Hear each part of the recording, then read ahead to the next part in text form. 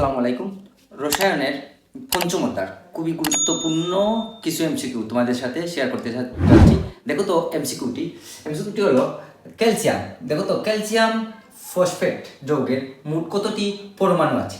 তুমি এই যৌগটি যদি খুব ভালো করে বুঝতে পারো তাহলে তুমি অনেক অনেক এমসিকিউ পারবে। আশা করি তুমি এই যৌগের সাহায্যে তুমি অনেক এমসিকিউ পারবে। দেখো তো ক্যালসিয়াম ফসফেটের যৌগটি হলো Ca3PO4 এটি হলো ক্যালসিয়াম ফসফেটের যৌগ। এখন দেখো তো ক্যালসিয়াম ক্যালসিয়াম অণুতে তিনটি পরমাণু আছে। তিনটি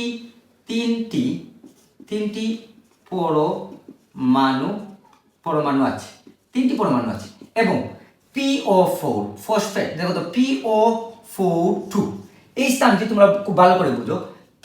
এই স্থানটি যদি আমরা এইভাবে লিখি PO4 হোল স্কয়ার, তার মানে এটি হোল স্কয়ারের কাজ করে। তার মানে আমরা জানি P2O4 তার মানে আমরা লিখতে পারি P অণু, অর্থাৎ P এর অণু হলো দুটি পরমাণু আছে। তারপরে দেখো তো O4 অর্থাৎ O4 এর অণু দেখো তো 4 দুগুণা 8 অণু। দেখো 4 গুণ 2 অর্থাৎ 8 আছে। তার মানে প্রশ্নে বলা আছে মোট কতটি পরমাণু আছে। তার মানে মোট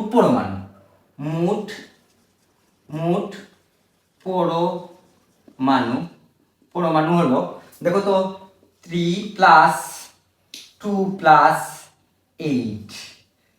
+ 8 যদি আমরা এটি যোগ করি 8 এর সাথে 2 যোগ করলে 10 আসবে, 10 এর সাথে 3 যোগ করলে অবশ্যই 13 আসবে, অর্থাৎ উত্তরটি হলো আমাদের এই 13। এখন তোমরা দেখো তো অ্যামোনিয়া ফসফেট যৌগের মোট কতটি পরমাণু আছে। অ্যামোনিয়া যৌগের সংকেত আমি লিখে দিয়েছি, তোমরা এটির কতটি পরমাণু আছে তোমরা অবশ্যই আশা করি পারবে। তারপরে দেখো অ্যালুমিনিয়াম সালফেট এর একটি পরমাণুতে কতটি পরমাণু আছে। আমি অ্যালুমিনিয়াম সালফেটের সংকেত লিখে দিয়েছি, তোমরা অবশ্যই এটি কতটি পরমাণু আছে তোমরা অবশ্যই পারবে। তোমরা আশা করি এটি যদি খুব ভালো করে বোঝার চেষ্টা করো তাহলে তুমি যে কোনো যৌগের কতটি পরমাণু আছে এটি তুমি আশা করা যাচ্ছে তুমি পারবে, অবশ্যই পারবে।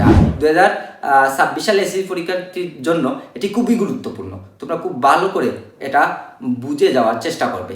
ওকে, আসসালামু আলাইকুম।